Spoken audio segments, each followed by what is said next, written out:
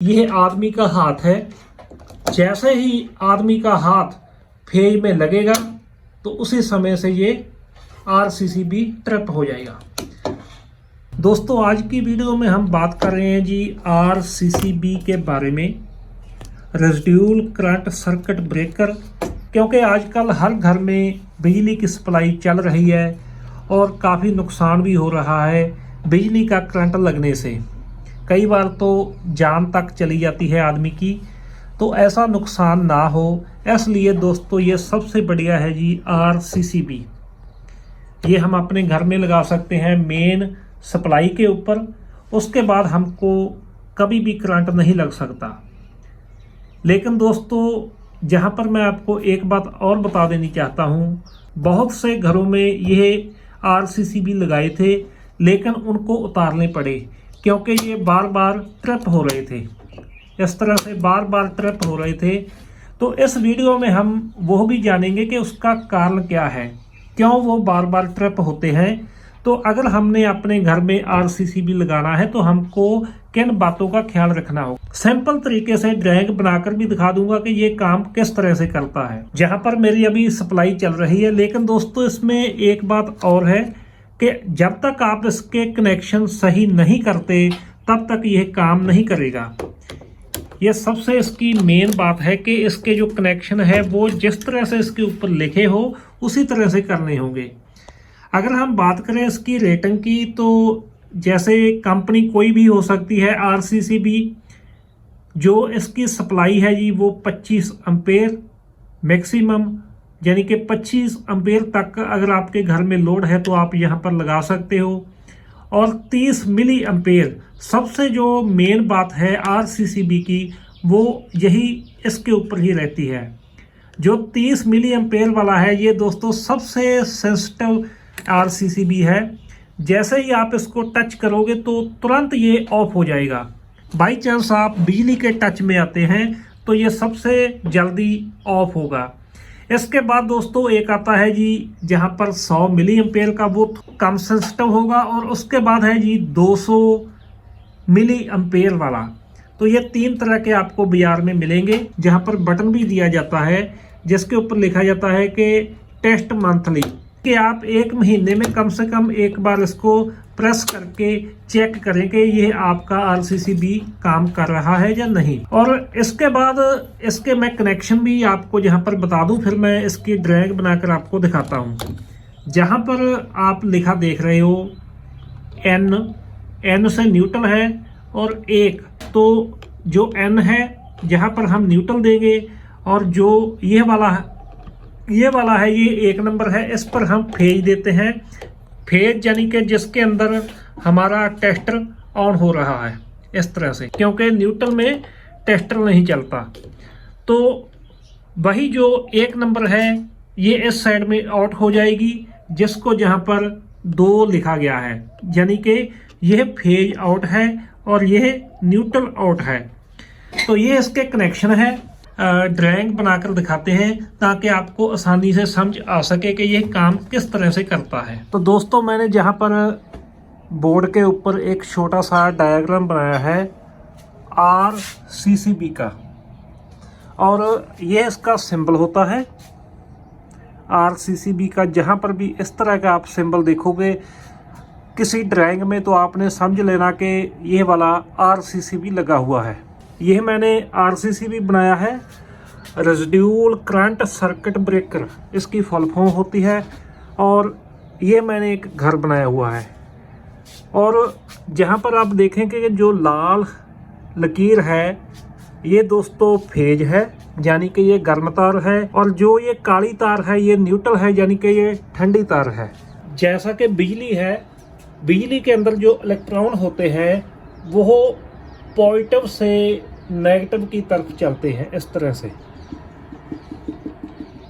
जो हमारे घर में बिजली आ रही है वो फेज से होती हुई हमारे घर तक आई, और जो भी हमारे घर में लोड है, कोई बल्ब है, एलईडी टीवी है, फ्रिज है, जो कुछ भी है, उसमें से निकलती हुई इस तरह से न्यूट्रल तक पूरा अपना जो सर्किट है वो पूरा कर लेती है। अगर हमारे घर में नॉर्मल लोड चल रहा है तो इसी तरह से ये काम चलता रहता है।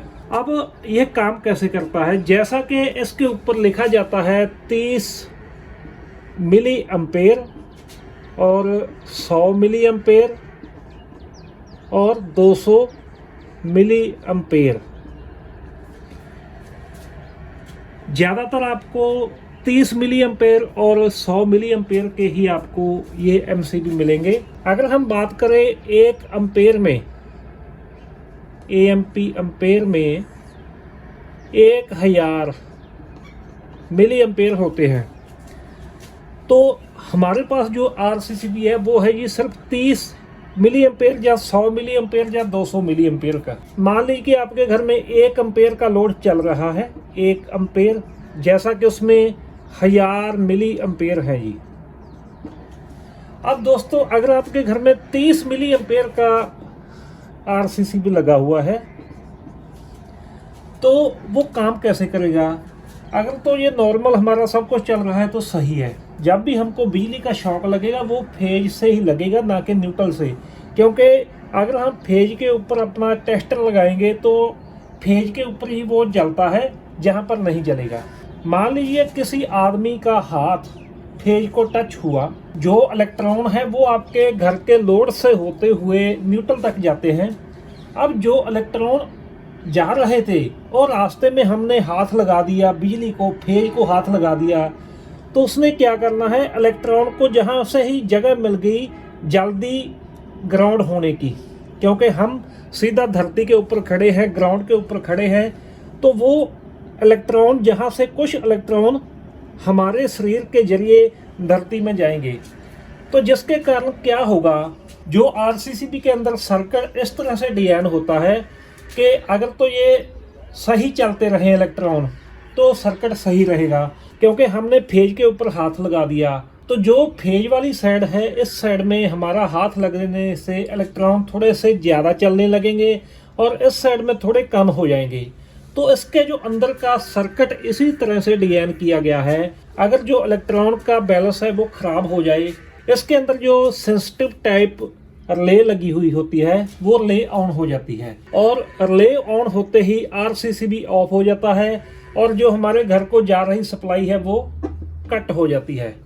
अब इस तरह से हमारी जो जान है वो बचती है, क्योंकि जैसे ही हमने हाथ लगाया 30 मिली एम्पेयर का करंट हमारे शरीर में से गुजरा, उसी समय इसने ऑफ कर देना है। तो दोस्तों काफ़ी घरों में ये पहले लगे हुए थे, उन्होंने उतार दिए। उसका कारण क्या था, अक्सर ये हमारे घर में जैसे कि टुल्लू पंप हो गया या सीलिंग फैन या कोई भी इस तरह की चीज़, वॉशिंग मशीन हो गई, जिसके अंदर लीकेज करंट के चांस ज़्यादा रहते हैं, तो वो जैसे ही जो लीकेज करंट है वो सेम कंडीशन बह रहती है कि जैसे ही आदमी ने टच किया और आदमी के जरिए बिजली धरती के अंदर गई, उसी तरह से ही अगर आपके पास टुल्लू पंप मान लीजिए शॉर्ट हो गया, तो जो पंप शॉर्ट है उसकी बॉडी के जरिए बिजली धरती के अंदर जाती है। तो इस कंडीशन में वो जो आपका आरसीसीबी है वो ट्रिप करेगा बार बार। तो इसका दोस्तों सल्यूशन क्या है, अगर आपने आरसीसीबी लगाना है तो सबसे पहले आपका घर अच्छी तरह से अर्थ होना चाहिए, क्योंकि जब तक आपका घर अर्थ नहीं होगा तब तक आपको ज़्यादा सेफ्टी इसकी नहीं मिलेगी। तो वो जितना भी आपका घर का सामान है, जहाँ पर 3 पिन सॉकेट लगे हों, उनको अर्थ जरूर करना चाहिए। जहाँ जैसे कि छत वाले पंखे हो गए, कई बार ज़्यादातर प्रॉब्लम ये दोस्तों बारिश के दिनों में आती है। उस समय कोई ना कोई पंखा लीकेज करंट निकालता है, यानी कि शॉर्ट हो जाता है, जिसकी वजह से भी ये प्रॉब्लम आ जाती है।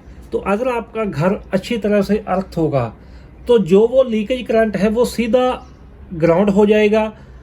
बाई चांस उसके बाद अगर आपका हाथ लगता है फेज के ऊपर तो फिर यह कट करेगा। बार बार कट करवाने से रोकने का कि आप अपने घर को अर्थ करवाएं। जितना भी आपका बिजली का सामान है वो पूरा अर्थ होना चाहिए, उसके बाद ही ये सही काम करेगा। नहीं तो कुछ ना कुछ शॉर्ट होता रहेगा और ये आरसीसीबी है ऑफ होता रहेगा। यही इसका दोस्तों जो कारण है मेन सबसे ज़्यादा ट्रिप होने का। इसीलिए काफ़ी लोगों ने ये लगाए थे। अब उतार कर फेंक दिए। अब दोस्तों हम इसका जो प्रैक्टिकल करके आपको दिखाते हैं कि किस तरह से ये काम करता है। तो इसके दोस्तों मैंने कनेक्शन पहले ही कर दिए थे, बाकी आपने ड्राइंग के ऊपर भी आपको भी पूरी तरह से पता चल गया होगा। तो यह दोस्तों मानकर चले कि आपके घर का लोड है जो कि बिल्कुल नॉर्मल स्थिति में चल रहा है। अब अगर दोस्तों आप, जैसा कि मैंने पहले ही बताया कि न्यूट्रल को हाथ लगाओगे तो कुछ नहीं होगा, जैसे ही आप फेज के टच में आएंगे तो आपको करंट लगेगा। तो इसके एक्सपेरिमेंट के लिए मैंने क्या किया है कि जहां पर मैंने इसके एक्सपेरिमेंट के लिए अपने फर्श के ऊपर पानी से मैंने अपना ये फर्श है थोड़ा गीला कर दिया है और इसके ऊपर मैंने यहाँ पर एक वायर रख दी है, फर्श से टच कर दी है, क्योंकि अब ये इसको अर्थ मिलेगा जी। तो जैसे ही मैं इसको टच करूँगा फेज को, तो आप देखें कि ये ट्रिप हो जाएगा। ठीक है जी, इसी तरह से ये ट्रिप होता रहेगा। यानी कि यह आदमी का हाथ है, जैसे ही आदमी का हाथ फेज में लगेगा तो उसी समय से ये RCCB ट्रिप हो जाएगा। तो दोस्तों इस तरह से ये काम करता है। अगर हम इसको न्यूट्रल में लगाएंगे तो ये काम नहीं करेगा, क्योंकि न्यूट्रल से हमें कोई भी करंट नहीं लगता, सिर्फ फेज से ही हमें करंट लगता है। आज की दोस्तों वीडियो हमारी इतनी थी। देखने के लिए आपका बहुत बहुत थैंक यू।